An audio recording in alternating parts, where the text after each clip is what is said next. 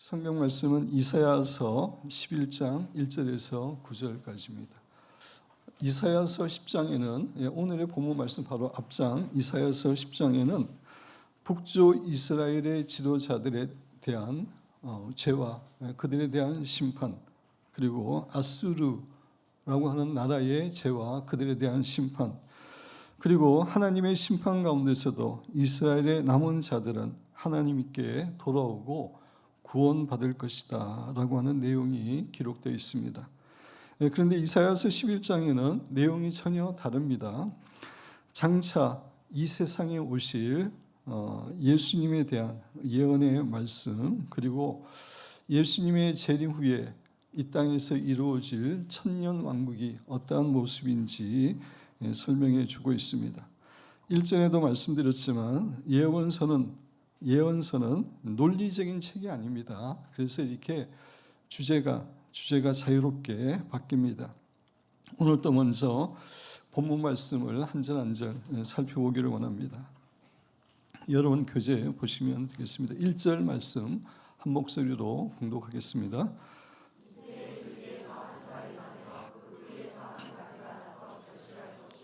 이렇게 교재 보시면 됩니다. 여기서 이새는 다윗의 아버지를 가리킵니다. 사무엘상 16장 1절을 보면 그걸 알 수 있죠. 우리가 잘 아는 내용이라서 성경을 읽지 않습니다.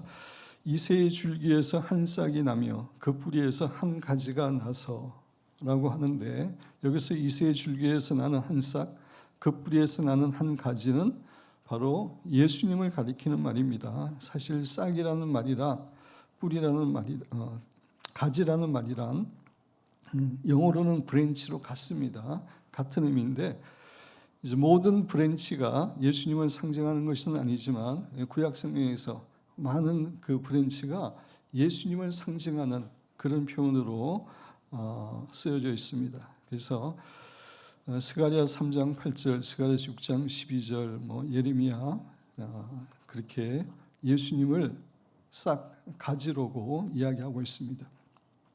교재 보시면 이새의 줄기에서 한 싹이 나며 그 뿌리에서 한 가지가 나서 결실할 것이요 라는 말씀은 예수님께서 다윗의 혈통에 태어나실 것을 예언하시는 것입니다. 실제적으로 예수님은 다윗의 혈통에서 탄생하셨습니다. 그래서 마태복음 1장에 보면은 예수님의 족보를 보면 예수님은 아브라함과 다윗의 자손임을 우리에게 교훈해 줍니다. 그런데 예수님은 단순히 다윗의 혈통에서 태어난다고 표현하지 않고 그렇게 심플하게 이야기하고 있지 않죠. 이새의 줄기에서 한 싹이 나며 그 뿌리에서 한 가지가 나서 결실할 것이요 라고 표현한 것은, 싹이나 가지는 새 생명, 새 희망을 상징하는 것이기 때문에 이스라엘과 온 세상에 새로운 생명과 소망을 주시기 위해 오시는 예수님의 모습을 설명하기 위해서 이런 표현을 썼다라고 성학자들은 해석을 합니다. 2절 같이 읽겠습니다.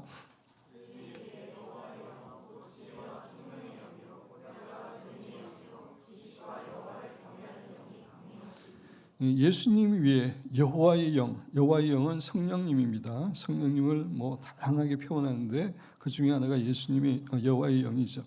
성령님께서 임하실 것임을 예언하고 있습니다. 예수님 위에 성령님이 임하실 거라고 하는 그런 말씀은 구약 성경에서 반복해서 주는 교훈입니다. 그래서 이사야서 61장 1절에 보면 주 여호와의 영이 성령이 내게 내리셨으니, 내게는 예수님입니다. 여기서도 성령께서 예수님께 임하셨다라고 이야기합니다. 그 밑에 보시면 하나님의 영 성령님은 곧 지혜와 총명의 영이요 모략과 재능의 영이요 지식과 여호와를 경외하는 영임을 말합니다. 지혜, 총명 이런 게 어떠한 의미인지 제가 적어놨는데 같이 한번 읽어보겠습니다.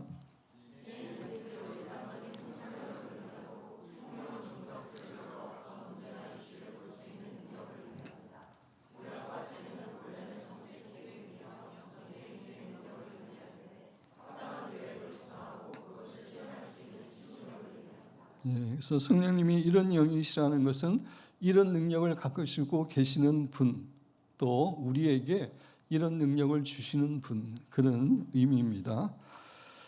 장차 오실 예수님께는 무엇보다 성령님이 임하여 역사하실 것임을 이제 예언 2절의 말씀은 예언하고 있습니다.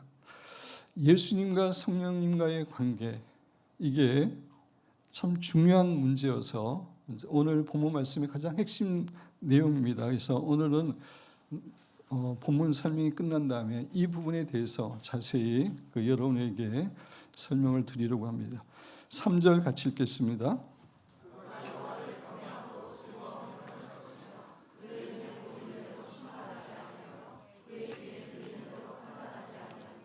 예수님은 하나님을 경외하는 것을 즐거움으로 삼을 것임을 교훈해 줍니다. 율법서에 의하면 여호와를 경외하는 것은 이상적인 왕의 모습이었습니다. 신명기 17장 이에 보면은 하나님께서 모세를 통해서 이제 왕이 앞으로 세울 왕이 어떤 사람이 되어야 됨을 이야기하면서 19절 중간에 보면 하나님 여호와 경외하기를 배우며 왕은 무엇보다도 하나님을 경외하는 사람이 되어야 된다고 이렇게 말씀하고 있는데 이 세상의 왕으로 오시는 예수님은 무엇보다도 여호와를 경외하는 그러한 삶을 살 것임을 교훈해 줍니다. 그의 눈에 보이는 대로 심판하지 아니하며 그의 귀에 들리는 데도 판단하지 아니하며 예수님은 이렇게 하지 않는다는 겁니다.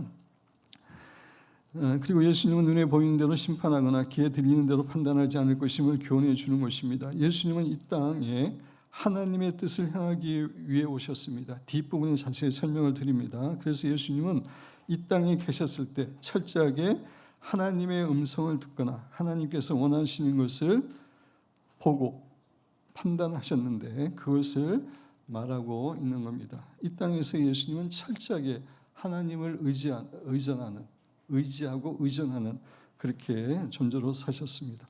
4절 같이 읽겠습니다.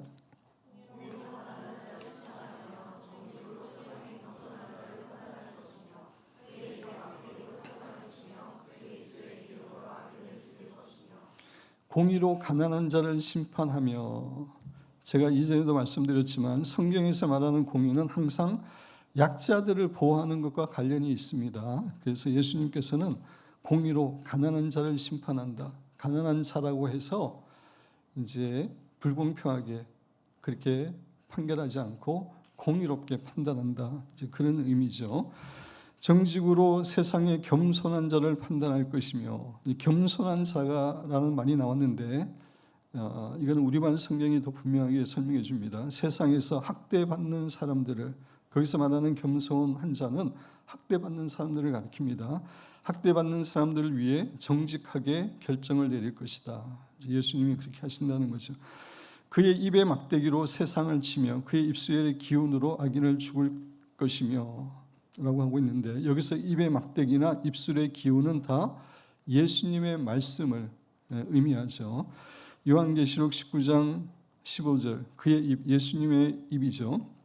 예리한 금이 나오니 그것으로 만국을 치겠고 친히 그들을 철장으로 다스리며 또 친히 하나님 곧 전능하신 이의 명령한 진노의 포도주 틀을 밟겠고, 예수님의 입에서 나오는 예리한 금, 이게 말씀인데 말씀으로 만국을 치고 심판할 것임을 이야기하고 있죠. 그런 의미에서 이사야서에서 말하는 입의 막대기, 입술의 기운도 예수님의 말씀을 의미하는 겁니다. 5절 같이 읽겠습니다.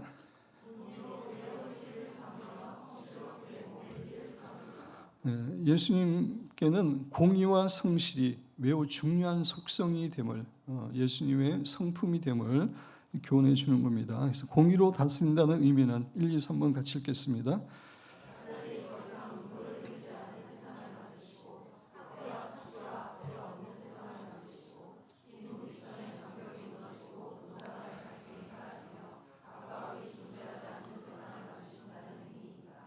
그리고 이제 6절서부터는 예수님의 재림 이후에 세상에 이루어질 천년 왕국의 모습에 대해서 이제 설명을 해줍니다.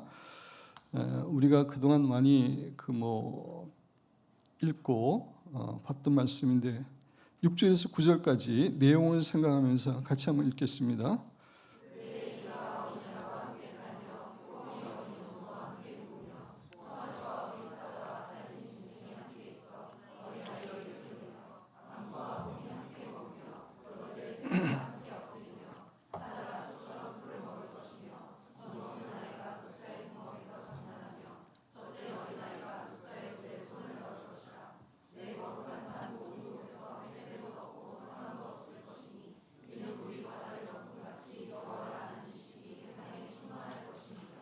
예수님이 재림하시고 나서 예수님이 다스리는 천년왕국의 모습입니다. 그래서 이 천년왕국은 에덴 동산의 회복이라고 할 수 있습니다. 에덴 동산에서는 짐승들이 서로 잡아 먹고 죽이고 또 짐승이 인간을 공격하고 이런 일이 없었죠. 그래서 속성들이 이제 변화되어서 이제 에덴 동산이 회복되는 에덴 동산과 같은 이제 복된 나라가 될 것임을 교훈해 줍니다. 그래서 교재 보시면 창세기 3장 이후로 창세기 3장에 아담과 하와가 타락한 내용이 나오죠. 선악과를 따먹고 범죄한 얘기가 나오는데 그 창세기 3장 이후로 이 세상은 타락한 세상이 되었습니다. 타락한 세상의 특징은 공의가 없고 대신에 불의와 부정이 가득하고 진정한 평화가 없고 많은 갈등과 다툼과 전쟁이 있다는 것입니다. 그리고 타락한 세상은 특별히 힘없고 소외되고 어려운 가운데 있는 자들이 핍박당하고 손해를 보는 세상입니다. 현재 우리가 살아가고 있는 이 세상의 모습이죠. 그죠? 타락 이후에 세상은 이렇게 된 겁니다. 그러나 예수님께서 재림하시면 이 세상은 공의와 정의로 다스려지고 진정한 평화를 누릴 것임을 교훈해 주는 것입니다. 그래서 예수님의 통치의 특징 4가지 같이 읽어보겠습니다.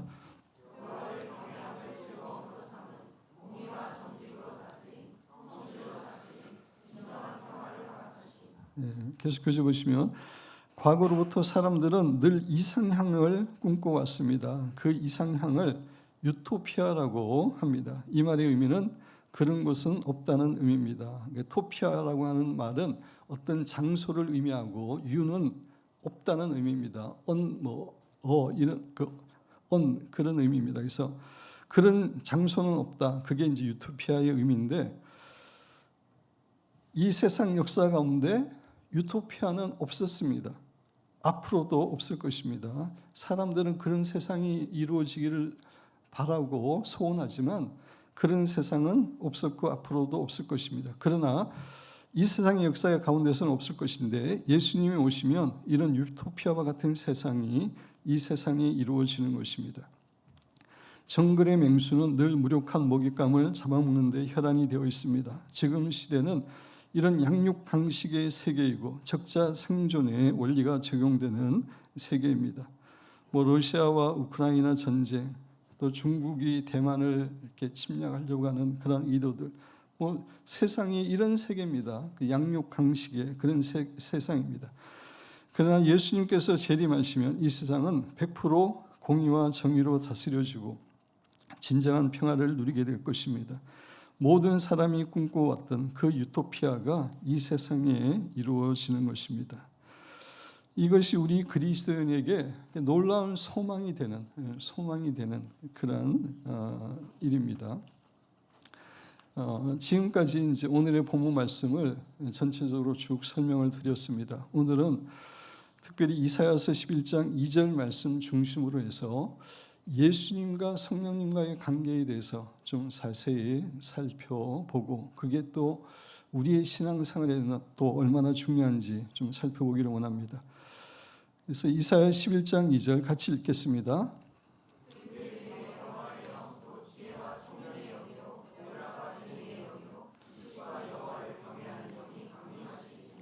그래서 예수님 위에 성령님께서 강림하실 것임을 말하고 있습니다. 성경을 읽어보면은 예수님과 성령님은 아주 밀접한 관계를 갖고 계셨습니다. 그래서 지금부터는 예수님과 성령님께서 얼마나 밀접한 관계에 계셨는지, 예수님의 사역에 있어서 성령님이 얼마나 중요한 역할을 하셨는지 좀 살펴보기를 원합니다. 첫째, 예수님의 생애에 나타난 성령님의 역사를 살펴보겠습니다. 예수님의 생애 가운데 성령님의 역할은 정말 절대적이라고 할 수 있을 만큼 그런 밀접한 관계가 있습니다. 예수님은 성령으로 잉태되셨습니다. 우리가 잘 알고 있는 내용이죠. 예수님은 잉태될 때부터 성령님으로 잉태되었습니다. 예수님께서 성령님으로 잉태되실 수밖에 없는 이유에 대해서 이미 여러분에게 여러 번 말씀드렸죠. 그죠? 다른 인간은 남자와 여자의 관계를 통해서, 그래서 정자와 난자가 만날 때 피가 생기게 되고 혈액형이 그때 결정이 됩니다. 그래서 남자와 여자의 관계에 의해서 태어난 모든 사람들은 타락한 피를 가지고 있습니다. 원죄가 있습니다. 그 안에.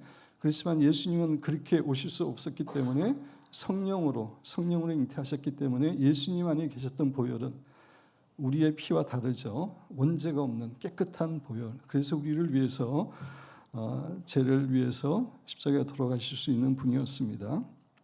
두 번째, 예수님은 성령으로 세례를 받으셨습니다.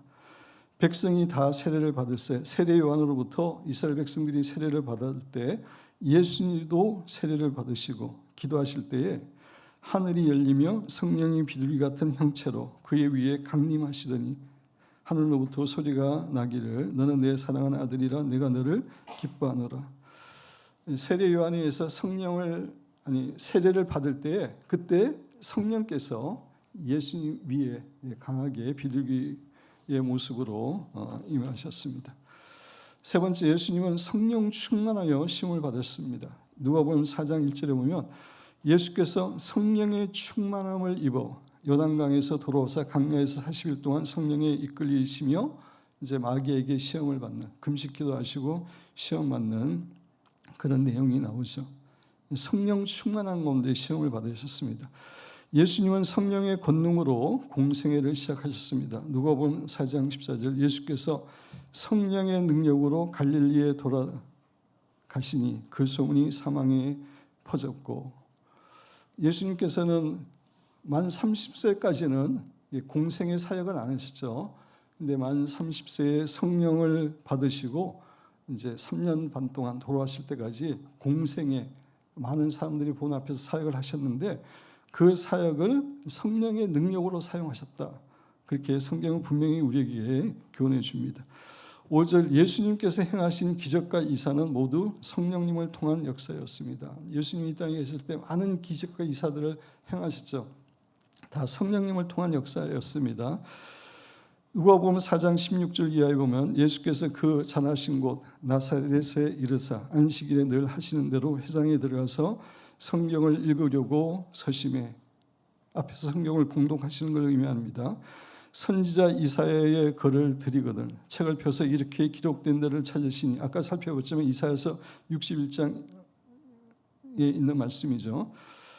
곧 주의 성령이 내게 임하였으니, 성령이 내게 임하였으니, 내게는 예수님을 가리킵니다. 이는 가난한 자에게 복음을 전하게 하시려고 내게 기름을 부으시고 나를 보내사 포로된 자에게 자유를, 영적인 포로된 자에게 자유를, 축사 사역을 의미하는 거죠.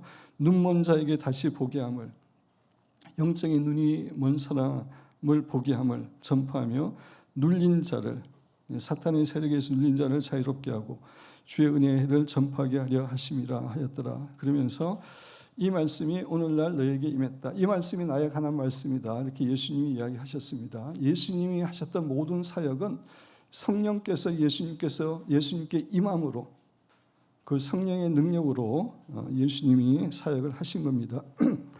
누가복음 11장 20절에서 예수님 말씀이죠. 그러나 내가 만일 하나님의 손을 힘입어 귀신을 쫓아낸다면 하나님의 나라가 이미 너에게 임하였다 그러는데, 같은 내용을 마태복음 12장 28절에서는 하나님의 손을 성령으로 이야기하고 있습니다. 그러나 내가 하나님의 성령을 힘입어 귀신을 쫓아내는 것이며, 나머지는 같죠. 그래서 하나님의 손이라고 하는 것은 성령님을 상징하는 것입니다. 예수님은 자신이 귀신을 쫓아내고 사역하고 이러한 것들이 다 성령의 사역을 통해서 하고 계심을 이야기하는 것이고, 그렇게 귀신이 쫓겨나고 병자가 치유되고 이게 하나님의 나라가 확장되는 것임을 이야기하시는 겁니다.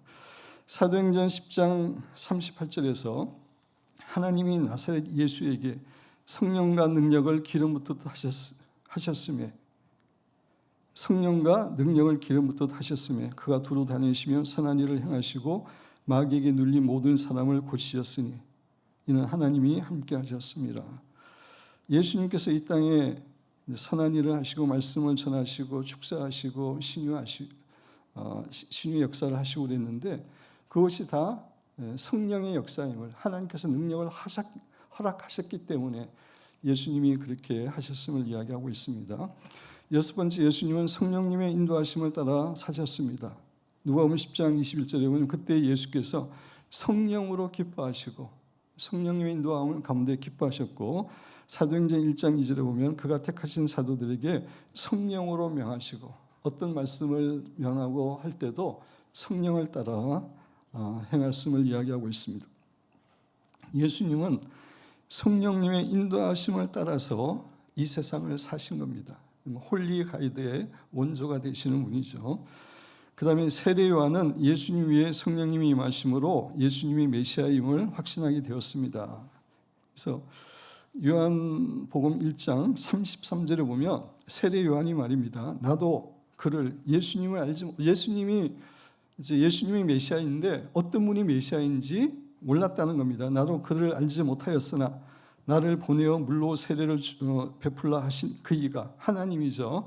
하나님이 나에게, 세례 요한에게 말씀하시되 성령이 내려서 누구 위에든지 머무는 것을 보거든 그가 곧 성령으로 세례를 베푸는 이 메시아를 가리키는 말이죠. 이인 줄 알라 하셨기에 내가 보고 그가 하나님의 아들이심을 증언하였노라 하니라. 그래서 세례를 베푸는 가운데 예수님 위에 성령이 비둘기처럼 임하는 것을 보고 이분이 메시아구나 라고 세례 요한이 증거했다라고 이야기하고 있습니다.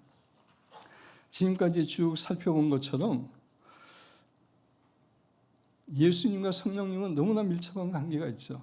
그래서 사실 예수님이 이 땅에서 행하셨던 모든 사역들, 기적과 능력은 성령님을 통해서 하신 것입니다. 하나님의 아들로서의 능력을 사용하지 않았다는 겁니다. 제가 이제 설명을 드립니다. 본래 예수님께서는 이 세상에서 하나님으로서의 자신의 능력이죠. 삼위일체 하나님 가운데 한 분이기 때문에 예수님에게는 하나님의 능력이 있습니다.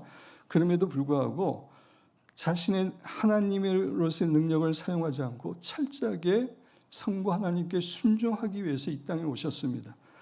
요한복음 6장 38절 내가 하늘에서 내려온 것은 내 뜻을 행하려 함이 아니요 나를 보내신 이의 뜻을 행하려 함이라. 철저하게 하나님을 의뢰하는 가운데 하나님의 뜻을 행하기 위함입니다. 요한복음 5장 19절, 요한복음 5장 30절 보겠습니다. 나는 아무것도 스스로 할 수 없노라. 듣는 대로 심판하노니 하나님의 음성을 듣고 듣는 대로 심판하노니 나는 나의 뜻대로 하려 하지 않고 나를 보내신 이의 뜻대로 하려 함으로 내 심판은 의로우니라. 철저하게 하나님의 음성을 듣고 하나님께서 행하시는 것을 보고 예수님은 심판하셨습니다. 이사야에서 아까 예언했던 그 말씀도 바로 이걸 가리키는 거죠. 요한복음 8장 38절 나는 내 아버지께서 본 것을 말하고 기도하는 가운데 교제하는 가운데 하나님이 하시는 것을 본 것을 말하고 너희는 너희 아비에게서 사탄이죠 들은 것을 행하느니라. 요한복음 12장 49절 내가 내 자유로 말한 것이 아니요 예수님이 많은 교훈을 했는데 스스로 하신 게 아니라는 겁니다. 나를 보내신 아버지께서 내게 말할 것과 이럴 것을 친히 명령하여 주셨으니 예수님께서는 이 세상에 자신의 뜻이 아니라 하나님의 뜻을 이루기 위해서 오셨기 때문에 철저하게 하나님을 의뢰하셨습니다. 능력도 하나님으로서의 자신의 능력을 사용하지 않고 철저하게 성령의 능력에 사로잡혀서 사역하기를 결정하시고 그렇게 하신 것입니다.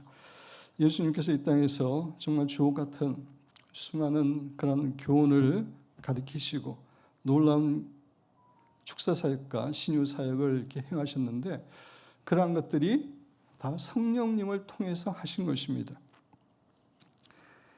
이것이 중요한 이유는 이렇게 하셨기 때문에 예수님은 우리의 신앙의 모델이 될 수 있는 것입니다. 예수님께서 하나님으로서의 능력을 다 사용해서 이 세상에 그런 기적과 일들을 행하셨다. 그러면 우리의 모델이 될 수가 없습니다. 그래서 우리는 하나님이 아니고 하나님의 능력이 없기 때문입니다. 근데 예수님께서 하나님이셨지만 인간의 몸을 입고 오셔가지고 철저하게 성령님을 의지해서 사역을 하셨다면 우리의 모델이 될 수 있는 겁니다. 우리도 성령님께 사로잡힐 때 그런 일을 감당할 수 있기 때문입니다. 그래서 요한복음 14장 12절 내가 진실로 진실로 너에게 이르노니 나를 믿는 자는 내가 하는 일을 그도 할 것이요 또한 그보다 큰 일도 하리니 이는 내가 아버지께로 갈미라. 예수님이 하나님의 아들로서의 능력을 사용해서 이 땅에서의 삶을 사셨다면 이 말은 이해될 수 없는 말입니다. 그래서 우리는 예수님처럼 할 수도 없고 더 큰 일을 할 수도 없습니다. 근데 예수님이 성령에 의해 사람해서 그 일을 하셨으면 우리 그리스도인들도 그렇게 할 수 있다는 거죠. 그래서 실제적으로 사도 바울이나 뭐 본캐 같은 분은 예수님은 3년 반 동안만 사역하시지 못했는데 더 길게 하신 분들은 훨씬 더 예수님이 행했던 기사와 이적보다 더 많은 것들을 이 땅에서 실제로 행하셨던 것입니다. 철저하게 성령님을 의지하면서 성령의 능력으로 사셨던 예수님께서는 우리 신자들에게 이제 자신이 성령님을 보내주신다라고 약속을 하시고 우리 신자들은 철저하게 그 성령님을 의지해서 살아야 된다라고 교훈하십니다. 요한복음 14장 16절 같이 읽겠습니다.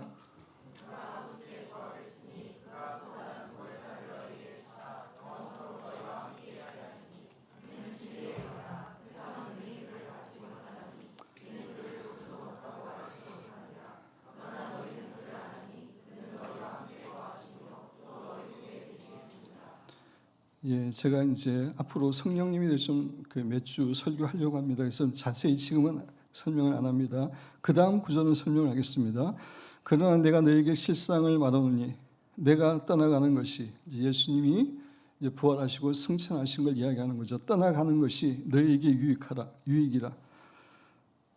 사랑하는 예수님이 떠나가는 게 제자들한테는 절망이고 유익이 될 수 없는데 유익이라고 말씀하십니다. 그 이유를 설명하시는데 내가 떠나가지 아니하면 보혜사가 성령님이죠.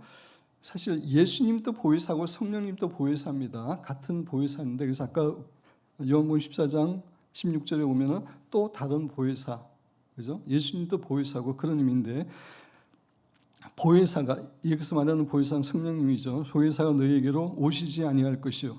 예수님이 승천하시려면 오시지 않을 것이요. 가면 내가 그를 너희에게로 보내리니 예수님이 승천하심으로 성령님을 이 땅에 보내실 것임을 이야기하고 있습니다. 그러나 진리의 성령이 오시면 그가 너희를 모든 진리 가운데 인도하시리니 진리의 성령님께서 우리를 진리 가운데 인도하시는 분임을 이야기하고 있습니다. 그가 스스로 말하지 않고 성령님도 예수님도 그랬는데 성령님도 스스로 말하지 않고 오직 들은 것을 하나님께로부터 들은 것을 말하며 장래일을 때로는 장래일을 알리실 것임을 이야기하고 있습니다. 또 누가복음 24장 49절에 보면 볼지어다 내가 내 아버지께서 약속하신 것을 성령님입니다. 너에게 보내리니 너희는 위로부터 능력으로 입혀질 때까지 성령의 능력으로 입혀질 때까지 이 성에 예루살렘에 머물라라고 하셨습니다. 또 사도행전 1장 8절 승천하시기 직전에 유언처럼 주신 말씀이죠. 오직 성령이 너희에게 임하시면 너희가 권능을 받고 예루살렘과 온 유대와 사마리아 땅 끝까지 이르러 내 증인이 되리라. 이렇게 이제 약속을 하셨는데 제자들의 삶은 오순절날 이 성령을 받음으로 그들의 삶이 완전히 변화되게 되었습니다. 예수님의 제자들이 예수님을 따라다녔지만 성령 받기 전에는 우리와 비슷한 그냥 평범한 사람들이었습니다. 근데 성령 받고 나서 그들의 삶이 완전히 달라졌죠. 이 부분은 제가 앞으로 성령론에 대해서 설명하면서 자세히 설명드릴 거라서 간단하게 오늘 살펴보겠습니다. 뒤에 또 이렇게 제가 말씀드릴 게 있기 때문입니다. 성령님이 제자들에게 임하기 전 그들은 우리와 동일하게 평범한 사람들이었습니다. 사랑이 별로 없었습니다. 어느 날 예수님과 함께 사마리아를 지나려고 그러는데 사마리아 사람들하고 유대인하고는 이렇게 갈등이 있고 알력이 있잖아요. 그래서 못 지나게 했습니다. 그랬더니 요한하고 야고보가 하늘에서 불이 내려서 다 얘네들 죽일까요? 그렇게 이야기했을 정도로 사랑이 없었습니다. 영혼에 대한. 그 다음에 세상의 명예와 자랑을 중요하게 여겼습니다. 그래서 높은 자리를 예수님께 원했고 로마 군사들에게 잡히신 예수님을 버려두고 다 도망했습니다. 그들은 사람이 두려워서 다락방에 숨어 있었습니다. 예수님께서 십자가에 달리시고 나자 다 도망갔을 뿐만 아니라 사람이 두려워서 다락방에 꽁꽁 숨어 있었던 사람입니다. 그런데 일하였던 제자들이 얼마 지나지 않아서 완전히 새로운 사람이 되었죠. 우리가 사도행전을 이제 묵상하고 있는데 완전히 새로운 사람입니다. 사람을 두려워하지 않고 담대하게 복음을 전하는 자들이 되었습니다. 성경 구절은 오늘은 보지 않습니다. 수많은 능력과 기적을 행하는 사람들이 되었습니다. 사랑의 사람이 되었습니다. 그 사마리아인들 다 죽여버릴까요? 불을 내려서 했던 그 요한이 사랑의 사도가 되어서, 그죠? 사랑의 편지인 요한일서를 쓰게 된 겁니다. 또 대부분이, 제자들 대부분이 사도 요한 외에는 다 순교했습니다. 11명이 예수님을 위해 순교하기까지 예수님을 사랑하는 자들이 되었습니다.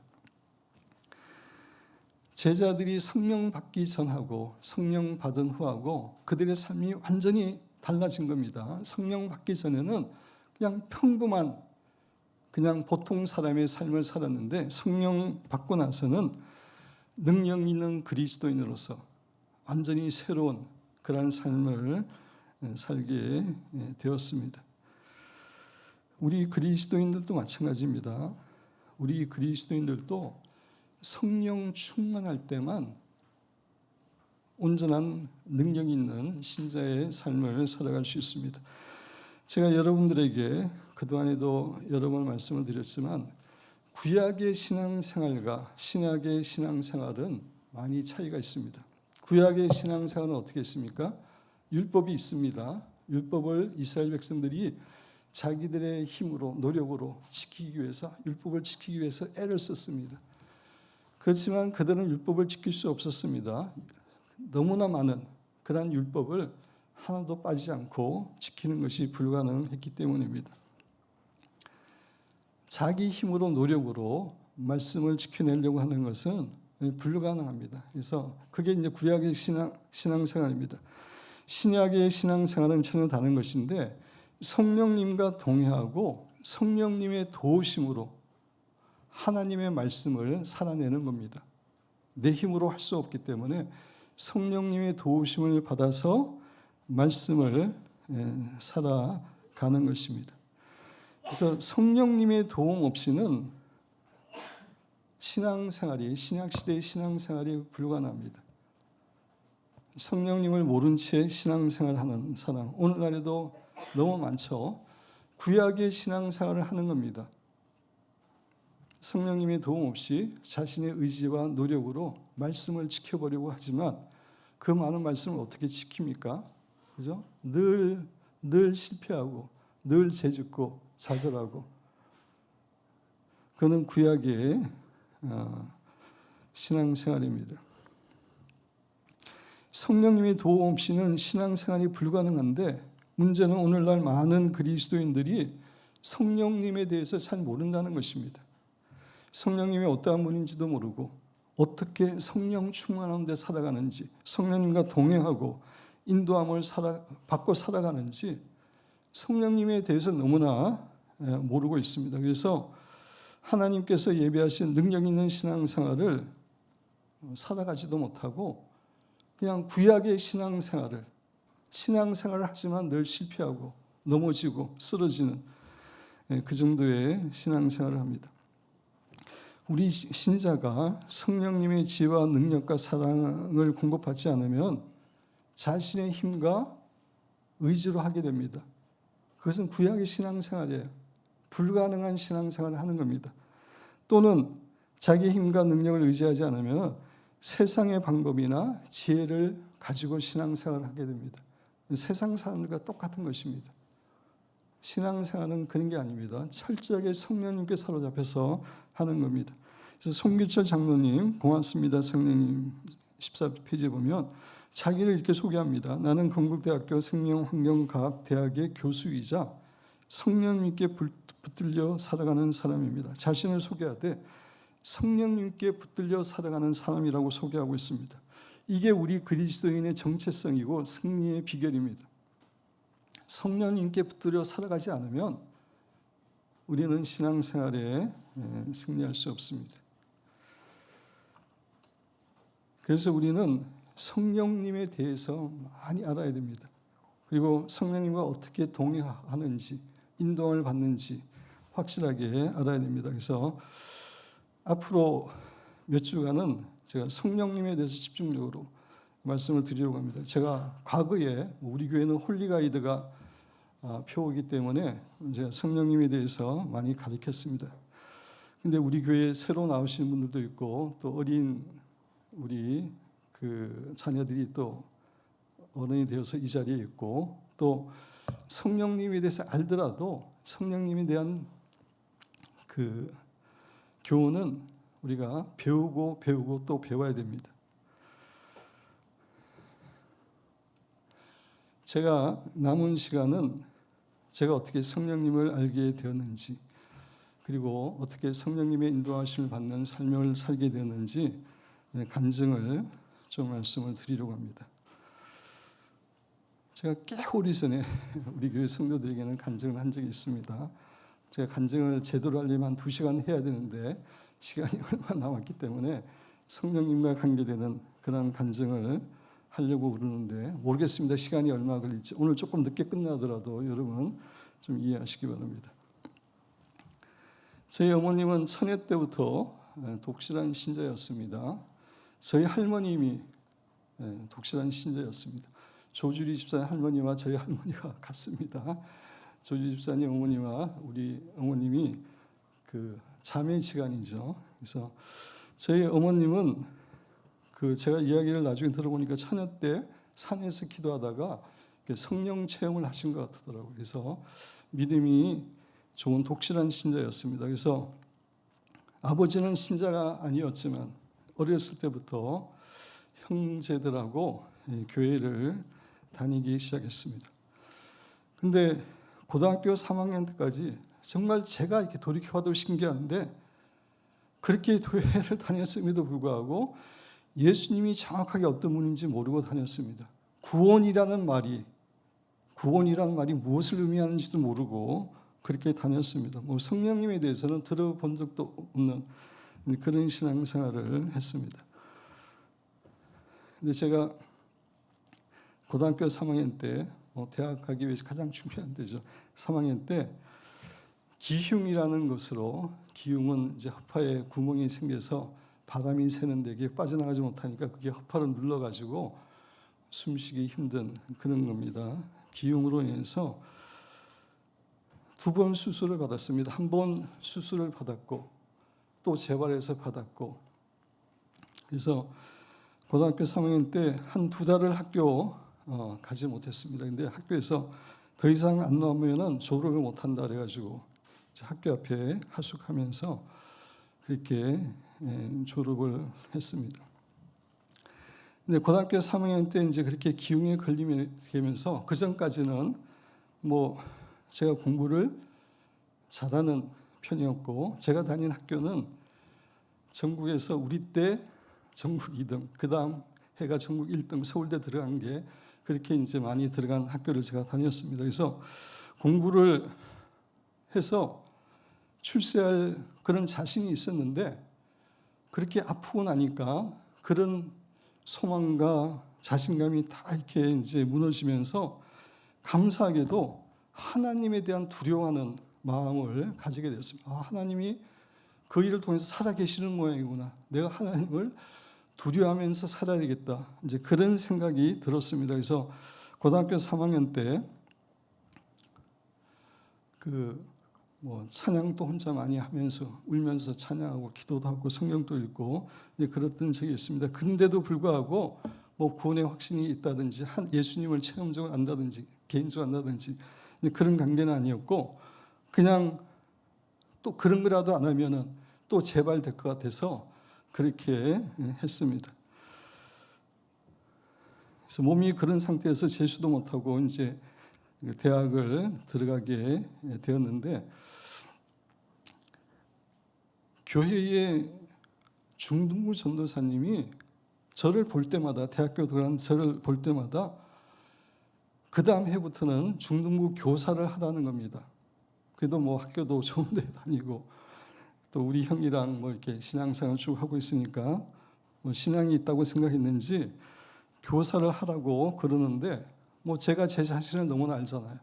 예수님이 누군지도 잘 모르고 구원도 잘 모르고 그래서 극구 사양을 했는데 볼 때마다 끈질기게 그래서 이거 주의 종에게 순종해야 되겠다 그래서 그 다음 해에부터 하겠다고 교사를 하겠다고 그렇게 이야기했습니다. 그리고 이제 대학부 생활을 했는데 대학부 1학년 겨울 수련회 때 겨울 수련회 이제 마지막에는 다 이렇게 기도하고 그럴 때 기도회 전에 그 예수 전도단 출신의 우리 누님이었는데 그 선배였는데 간증을 이렇게 하더라고요. 자기의 간증을 이렇게 하는데 너무나 솔직한 간증을 하는 거예요. 나 같으면 이렇게 솔직하게 못할 것 같은데 그런 간증을 하는데 그게 은혜가 이렇게 되면서 제가 뭐 성격도 지금도 활발하지 않지만 그 당시에도 자존심이나 막 그렇게 세가지고 사람들 앞에서 울고 그러지 않은데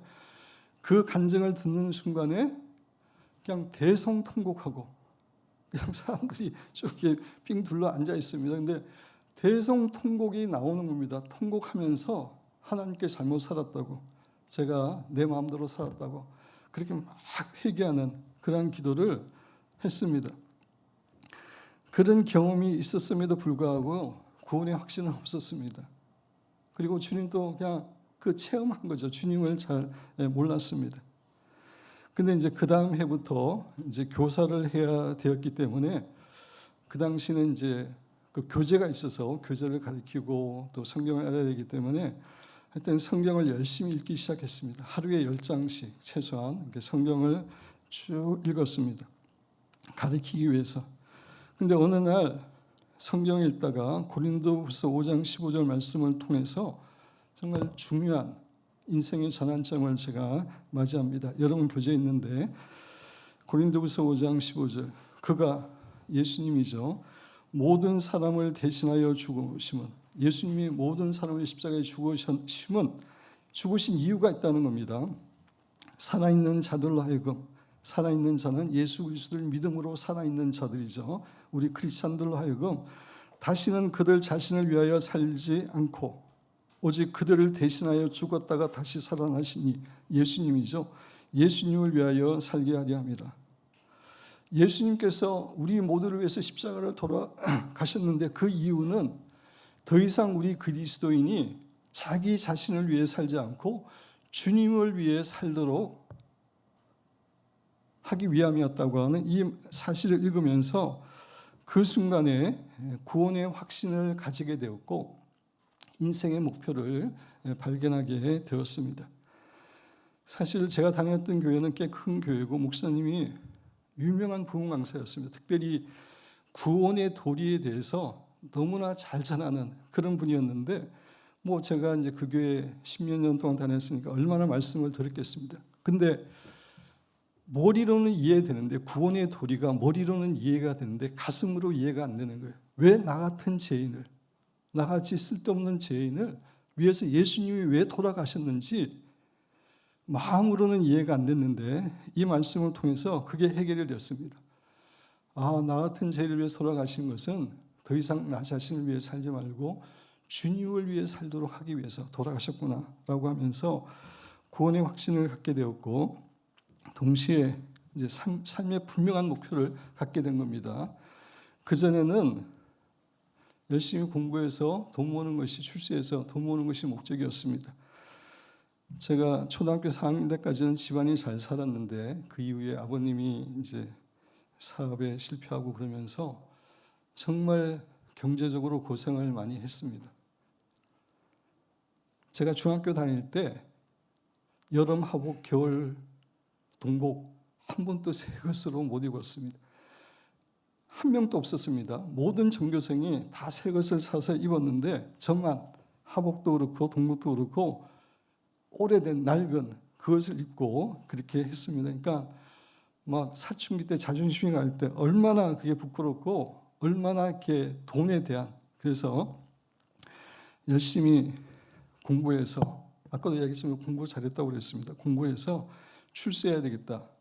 이제 그게 인생의 목표였는데 이 말씀을 통해서 돈 버는 게 인생의 목적이 아니라 주님을 위해 살아가는 것이 인생의 목적이구나. 그것이 나를 위한 구원의 목적이구나 깨닫게 되어서 그냥 인생의 목적이 이것으로 바뀌었습니다. 물론 이제 그 이후도 주님을 위해 살지 못할 때도 많았죠. 그럼에도 불구하고 이 목표는 지금까지 바뀌지 않았습니다. 이 말씀을 읽으면서 소위 말하는 구원의 확신이라는 것을 체험하게 된 겁니다.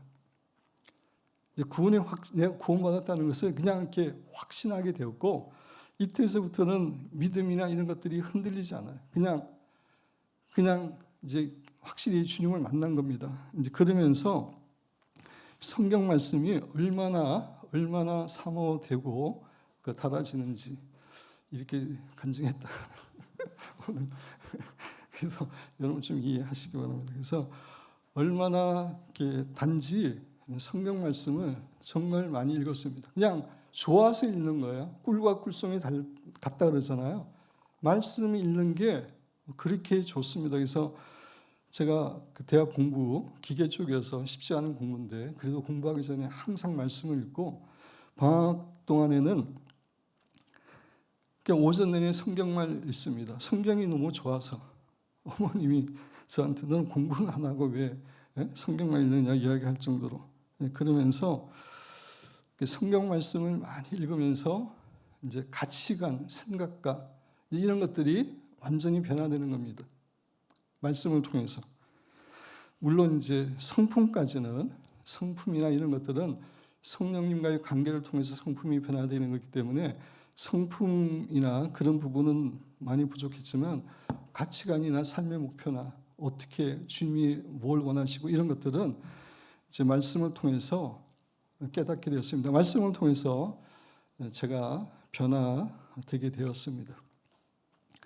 그래서 제가 그 고신측이나 합신측, 이 말씀에 목숨 거는 사람들 이해합니다. 그 사람들이 바람직하다 그런 게 아니라 그 사람들은 제가 그때 그 경험밖에 못한 겁니다. 말씀의 능력은 말씀을 통해서 변화받고 그 말씀을 통해서 이제 우리가 새롭게 될 수 있다는 것은 체험했는데 거기에 성령님이 더 계신데 이제 그분들은 그밖에 모르기 때문에 저도 그때는 그랬습니다. 그냥 말씀이면 다 되는 줄 알았습니다. 그렇게 이제 성경을 읽고 그러면서 주님의 풀타임 사역자가 됐으면 좋겠다 그런 생각이 들었습니다. 이 짧은 인생에 주님을 위해서 산다면 얼마나 보람될까 이제 그런 생각이 들면서 주님의 풀타임 사역자가 되었으면 좋겠다라고 이렇게 생각이 드는데 성경을 읽어보니까 주님의 사역자는 주님이 부르셔야 됩니다. 그죠? 12제자도 주님께서 밤새도록 이렇게 철회하시고 주님이 부르셔야 되는데 내가 원한다고 되는 게 아닙니다. 그때만 해도 성령님의 음성을 못 들었습니다. 그렇지만 성경을 읽는 가운데 그 제자들을 택하는 그런 말씀을 통해서 이렇게 나를 부르시는구나 이렇게 이제 막연하게 느꼈습니다. 그리고 또 주님이 저를 부르신다고 하는 것을 하나의 사건을 통해서 제가 또 깨닫게 되는 게 있었는데 제가 군대를 면제받게 된 겁니다. 이 태블릿 PC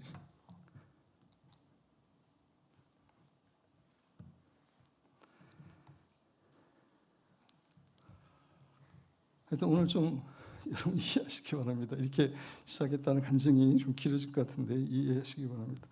그래도 또 그죠? 또 목사가 어떠한 삶을 살았는가 여러분들이 또 알면은 또 여러분이 또 저를 이해하는 데 도움이 되기 때문에 나눕니다. 그래서 제가 이제 기흉이라는 걸로 한번 수술했고 저는 기흉이 재발하는 걸 좀 몰라가지고 제가 운동을 워낙 좋아해서 또 학교 가가지고 막 운동을 하다가 다시 재발을 했습니다. 그랬더니 이제 그거는 재발성이 많은 거라고 이야기를 해주더라고. 그때 두 번째 갔더니. 그래서 이제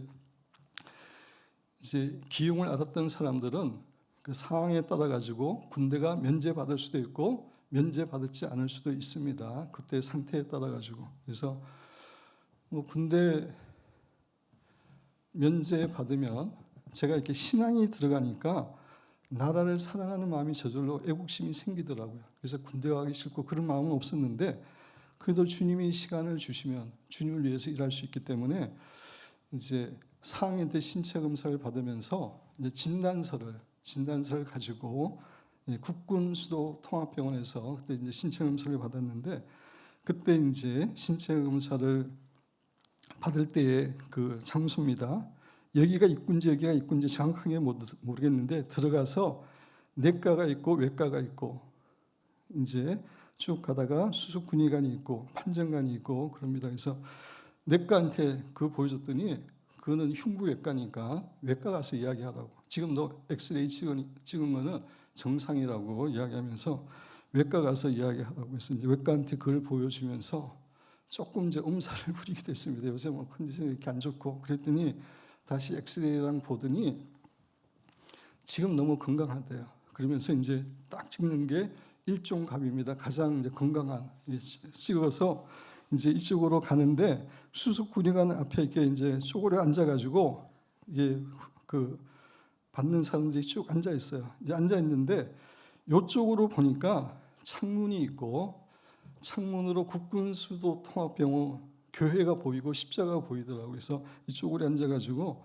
하나님께 기도했습니다. 하나님, 제가 신앙이 들어가니까 나라를 사랑하는 마음도 생기고 군대 가기 싫고 이런 건 전혀 없는데 그래서 하나님이 이 그 기흉이 면제 받을 수 있는 거니까 면제시켜 주시면은 제가 더 주님을 위해서 시간을 드릴 수 있지 않습니까? 이렇게 잠시 이렇게 기도를 했습니다. 기도를 하고 났더니 갑자기 내과 의사, 외과 의사, 수술관들이 이쪽에 막 모여가지고 저를 가리키면서 막 이야기를 하는 겁니다. 자, 이야기를 해요. 그래서 무슨 얘기 하나 그랬더니 이제 다시 외과 의사가 저를 부르더라고요. 부르더니 진단서를 보세요. 그래서 진단서를 보여줬더니 너 사람을 잘 만났다 그러더라고요. 무슨 말인지 몰랐어요. 너 사람을 잘 만났다. 그러면서 그걸 일종갑을 빨간 글씨로 쓰니 뭐 이렇게 지우들이 뭐라고 쓰더라고요. 그래서 이제 수술군의관 앞에서 이제 나중에 판정관 앞에서 판정을 받는데 판정관이 징집 면제 그러더라고요. 근데 저는 징집 면제가 뭔지도 모르겠어요. 징집 면제에서 이제 복창을 하고 여기 있는 방위한테 징집 면제가 뭐냐 그랬더니 엄청나게 부러운 표정으로 그 군대 안 가는 거라고.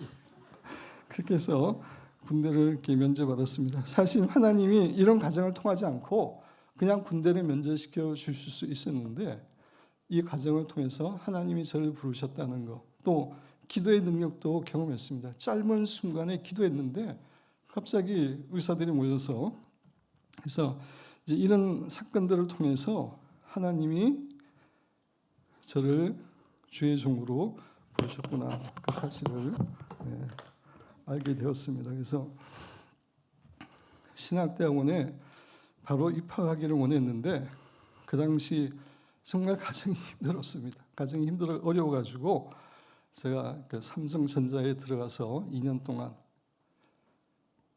이렇게 근무를 했는데 사실은 그거는 또 하나님의 계획이라고 이렇게 생각이 들더라고요. 제가 군대도 면제받고 회사 생활도 안 하고 그냥 그 주의 종이 됐으면 성도들의 사정을 너무나 모를 수 있는데 그래도 삼성전자 2년 다니면서 그 공장에 이제 뭐 컴퓨터 개발실에 있었지만 그 공장에 일하는 사람들, 그 회사 돌아가는 이런 것들을 세상을 좀 이렇게 알 수 있는 그런 기회가 됐습니다. 이제 그리고 나서 신학대학원에 들어갔습니다.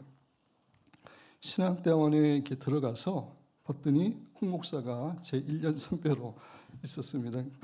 그 서울신대는 학생 수가 많지 않습니다. 매년 한 30명 정도 소수인데, 그러니까 뭐 서로 다 신학대학원 선배 후배 다 아는 사이인데 이제 어느 날 이야기를 하는데 홍 목사가 워낙 말을 재미있게 하니까 저는 뭐 지금도 저 언변이 그렇지만 그때는 정말 이렇게 언변도 그렇고 말도 잘 못하고 그럴 때인데 너무나 이렇게 재미있게 이야기하고 그래서 이제 제가 이제 빠져서 홍 목사랑 이렇게 교제하게 되면서 이제 거기는 기도탑이 있습니다. 서울신학대학에 기도탑이 이렇게 탑 끝은 데 있고 이렇게 층층이 올라가서 기도하고 그러는데 이제 홍 목사 이렇게 사귀다 보니까 홍 목사랑 같이 기도를 하는데 저는 이제 뭐 방언 받기 전에 이제 뭐 한 20분 기도하기도 힘들어요. 한국말로 막 이제 하면은 그냥 기도를 하긴 하는데 20분 하기도 힘든데 홍 목사는 보니까 뭐 깊은 기도를 하고 있더라고요. 방언의 은사도 있고 영적인 것도 있고 그래서 깊은 은사도 있어가지고 은사가 필요하구나 이런 생각을 제가 하게 되었습니다. 제가 사실 은사를 그렇게 중요하게 생각을 안 했습니다. 뭐 고신증, 합심증 그 이유는 제가 다닌 교회가 엄청나게 부흥목사님이 계시고 기도하는 교회고 그래가지고 중고등부 학생들은 우리 교회처럼 그냥 중고등부 나가면 다 방언을 받습니다. 근데 저는 제가 공부하겠다고 중고등부를 안 나갔는데 대학에서는 제가 이제 대학부 회장도 하고 저는 이제 말씀을 통해서 변화받았는데 방언을 달라고 기도해도 하나님이 안 주시더라고요. 그리고 방언 받은 사람들 이렇게 삶을 보니까 뭐 그렇게 또 훌륭한 것 같지도 않아요. 이제 방언 받는 거하고 은사하고 열매는 전혀 다른 겁니다. 제가 성령님에 대해서 설명할 때 자세히 말씀드리겠죠. 그래서 저는 이제 말씀으로 변화받았기 때문에 은사는 뭘 중요하지 않은 것이다. 이렇게 이제 제가 판단을 했죠. 근데 홍 목사 보니까 이 은사가 필요한 거더라고요. 하나님하고 교제와. 그래서 이제 그 은사를 구하기 시작했는데 하나님이 이렇게 안 주셨는데 한 번은 서울신학대학원 학생들, 대학 그 학생들이 어느 큰 이제 집회를 가게 되었습니다. 여러 명이 집회를 가게 되었는데 그때 어떻게 그렇게 됐는지 모르겠는데 제가 방언 받도록 기도를 해주겠다고 그래가지고 하여튼 한 10명 되는 것 같습니다. 제 뒤에 이렇게 해가지고 정말 한 20분 정도 힘들게 나중에 이야기 들어보면은 자기들 창자가 끊어질 정도로 그렇게 이제 기도했다 그러더라고요. 그렇게 20분 기도해가지고 겨우 방언을 이렇게 받게 되었습니다. 지금 우리 교회는 뭐 홍 목사가 인도하고 제가 인도하고 그래도 한 5분이면 그죠? 성령님에 대해서 이렇게 알기 때문에 금방 받을 수 있는데 그때 신학생들이고 잘 몰라가지고 근데 하여튼 그렇게 막 힘들게 방언의 은사를 받으니까 방언을 소중하게 여기고 방언으로 기도를 많이 했습니다. 30분, 1시간 그냥 무슨 말인지는 몰라도 계속 이제 기도하면서 아무래도 기도가 오래 길어지고 하나님과의 관계가 조금 이렇게 개선이 되고 방언으로 막 기도하니까 이 방언의 내용도 이제 조금씩 알아지고 어떤 건 내가 하나님께 찬양하고 감사하는 내용이고 어떤 내용은 하나님이 나한테 사랑하는 아들아 이렇게 주시는 그런 것들을 조금 이렇게 경험하게 되었습니다. 근데 이때만 해도 뭐 그 당시 한국 교회가 다 그렇게 가르쳤는데 성령님의 가장 중요한 역할은 우리에게 어떤 능력이나 은사를 주시는 그런 분으로 이렇게 설명을 했어요. 그래서 이제 그런 방언의 은사 받고 뭐 또 능력 받고 그게 이제 성령님의 가장 중요한 역할로 그때는 생각하고 있었습니다. 근데 성령님의 가장 중요한 역할은 그게 아닙니다. 우리와 교제하고 우리의 삶을 인도하고 우리를 예수 그리스도의 성품으로 이렇게 만들어주고 이게 사실 성령님의 가장 중요한 일인데 그 부분에 대해서는 그냥 몰랐어요. 그냥 이제 그렇게 신앙생활을 하고 신학대학원을 졸업하고 목사까지 되었습니다. 성령님과 교제하는 걸 몰랐기 때문에 뭐 하나님의 음성 듣고 성령님의 음성을 듣고 뭐 그 당시에 교회 자체가 그런 거에 대해서 가르치는 분이 별로 없었어요. 그래서 저도 목사가 되었지만 하나님의 음성, 성령님의 음성을 듣는 걸 몰랐습니다. 근데 제가 어느 날 사도행전을 이렇게 읽으면서 도전이 되더라고요. 여러분 그 교재에 있는데 사도행전 10장에 보면 베드로가 환상을 보게 되잖아요. 그때 성령께서 그에게 말씀하시되 성령께서 베드로에게 말씀하셨다고 이야기합니다.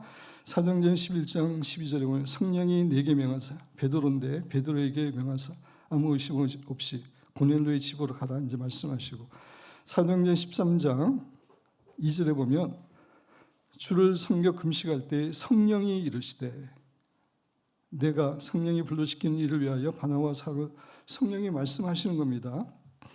그 다음에 사도행전 16장 6절에 보면 성령이 아시아에서 말씀을 전하지 못하게 하시거늘.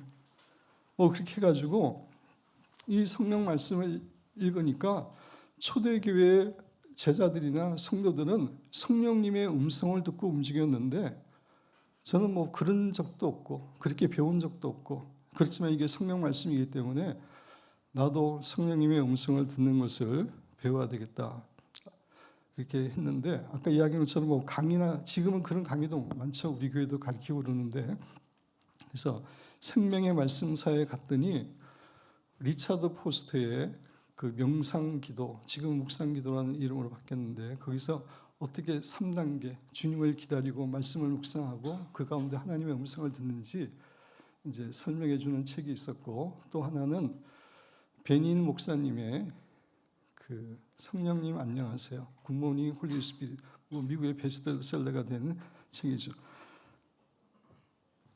이거는 곁다리 얘기인데, 여러분 지저스 이미지 처치 보면 베니 목사님이 자꾸 이렇게 보이잖아요. 그죠? 베니 목사님이 그 목사님의 사모님의 아버님이십니다. 그 목사님의 그 장인이에요. 근데 그 베니 목사님이 성령 쪽에 대해서는 또 많은 영향을 끼친 그런 분입니다. 그래서 특별히 이제 리차드 포스트의 그 3가지 방법을 가지고 이제 묵상 기도를 시작한 겁니다. 묵상 기도를 이렇게 시작했는데, 한 달 정도 됐을 때 하나님의 음성이 들렸습니다. 그때는 제가 이제 미국에 유학을 가기 위해서 준비하고 있을 때입니다.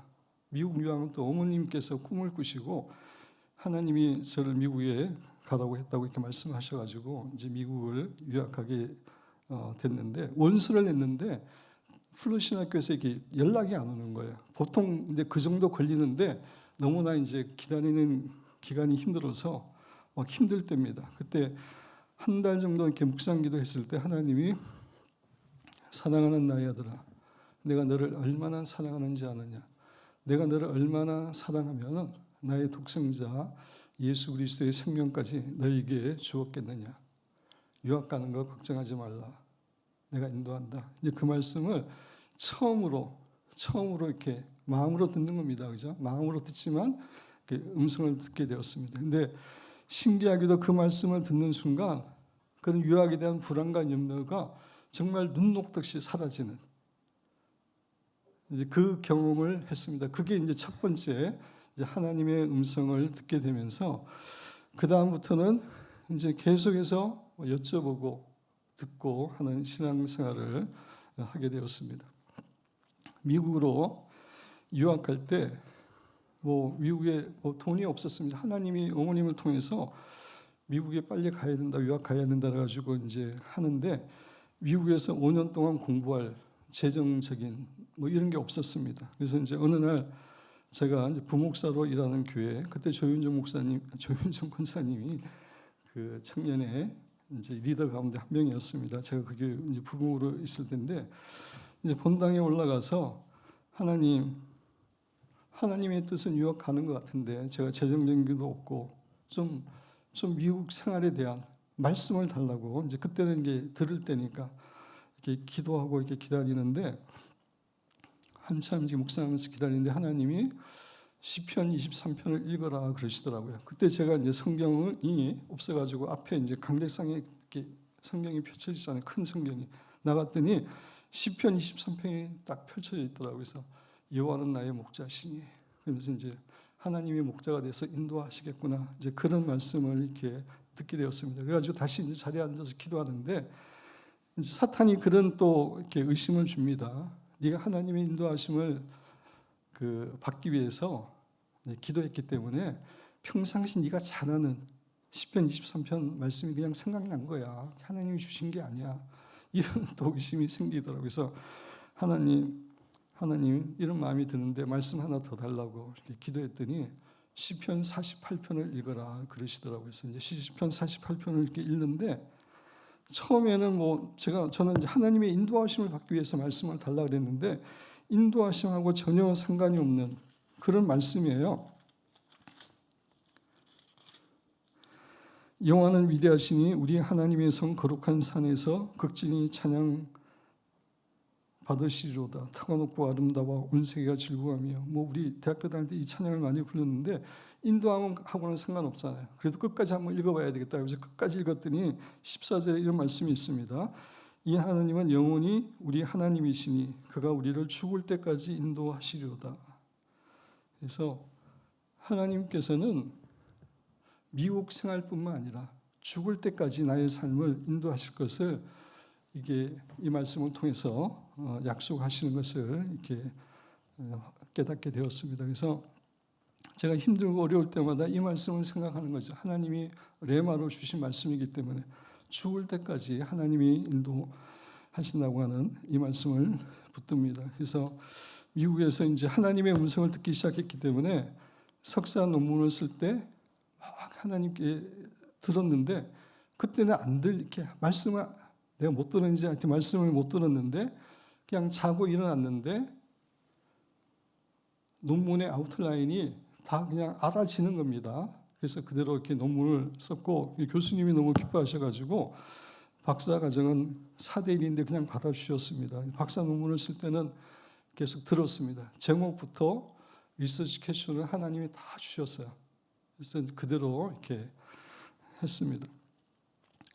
그래서 이제 이때까지는 그 성령님의 인도함을 받는 것을 이제 아침에 기도하면서 어떤 일을 이렇게 이제 해야 될까요? 중요한 것들 또 이제 중요한 인생의 문제가 있을 때 듣는 그 정도로 성령님하고 관계를 맺었습니다. 근데 이제 일본에서 이제 선교사로 사역하는데 하나님께서 도전하신 부분은 내가 그리스도와 함께 죽었나니 네 안에 사는 것은 그리스도니 이 말씀을 통해서 어떤 말씀을 주시냐면은 성령님의 인도하심은 아침에 필요할 때 중요한 문제가 한 게 아니라 24시간 성령님의 인도함을 받는 그러한 삶이 되기를 원하는 그런 교훈을 주셨습니다. 또 홍 목사는 따로 이렇게 성령님의 인도하심을 받는 것에 대해서 하나님이 이렇게 교훈을 주셨습니다. 그래서 이제 물론 지금 또 24시간은 제가 못합니다. 사실 하나님 의식하는 것은 거의 매 순간 의식하지만 인도함을 받는 것은 여쭤보고 듣고 이제 이렇게 순종하는 건데 그 부분은 이제 많이 못하지만 하여튼 그 부분에 이제 성장하려고 애를 쓰고 있는 그런 상황입니다.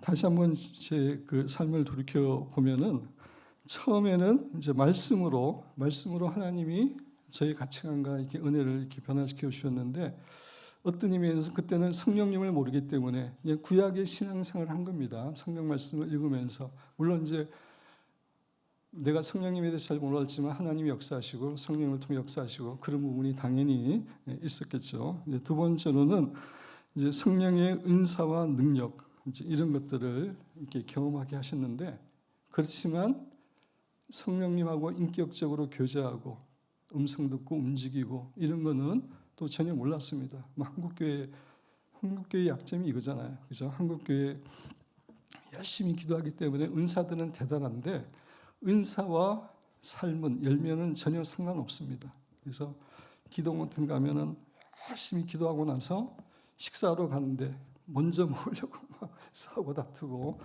그게 이제 삶이 따르지 않는 거죠. 그래서 그 은사 이제 그만 가지고 성령님을 이렇게 교제하는 걸 모를 때는 이제 그 정도 수준밖에 안 되죠. 인격이 변화되지 않고. 근데 이제 성령님과 대화하고 인도하심을 받는 그런 삶을 이렇게 살아가면서 뭐 아직까지 갈 길이 멀지만 그래도 그 하나님의 음성을 듣고 성령님의 음성을 들으니까 어떤 장점이 있냐면은 성경의 이야기가 훨씬 더 잘 이해가 됩니다. 옛날에는 뭐 성경 이야기가 뭐예요? 인물들이 하나님과 대화하고 교제하고 인도함을 받는 그런 말씀인데 나는 뭐 그런 삶을 살지 못하기 때문에 나하고 동떨어진 정말 대단한 그런 신앙으로 보였는데 내가 하나님의 음성을 들으니까 성경 말씀이 더 잘 이해되는 겁니다. 내가 지금 하나님하고 듣고 교제하고 인도함을 받고 있으니까 성경 말씀을 더 잘 이해하게 되고 그 다음에 하나님하고 친밀함이 생기더라고요. 그죠? 그전에는 이제 물론 성령님과 교제하기 전에도 하나님을 사랑하는 마음이 있고 하나님 인생을 사랑한다는 그 마음을 느끼기는 있지만 하나님과의 친밀감은 없었습니다.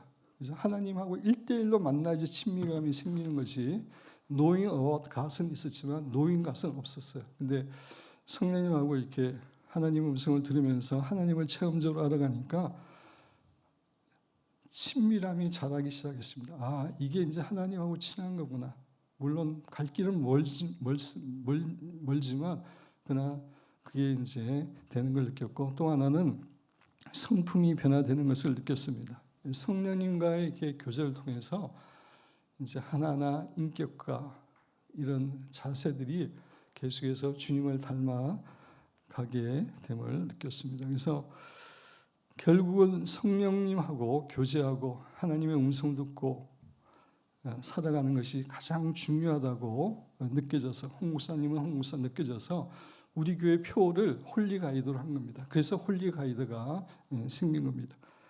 우리 교회 목적선문 같이 한번 읽어보겠습니다.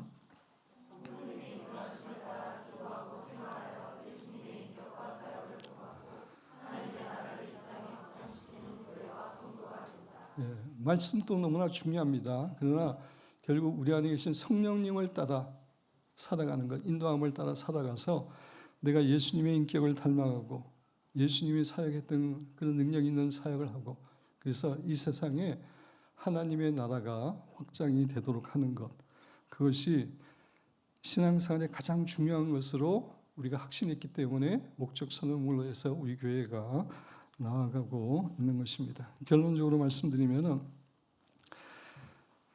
예수님께서 이 세상에 계셨을 때 성령님이 예수님 위에 계셨기 때문에 성령님의 능력으로 예수님은 모든 사역을 하셨습니다.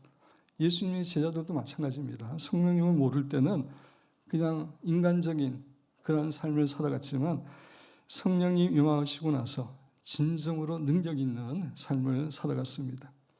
저뿐만 아니라 모든 그리스도인이 마찬가지입니다. 그런 관점에서 우리가 성령님을 알아야 됩니다. 그래서 보통 목사님들이 성령님에 관한 책을 한 10권을 읽어야 된다고 이렇게 일반적으로 합니다. 저는 한 3, 40권을 읽은 것 같습니다. 그 중에서 3권 여러분이 안 읽으셨으면 꼭 읽으신 분도 다시 한번 읽어보시기 바랍니다.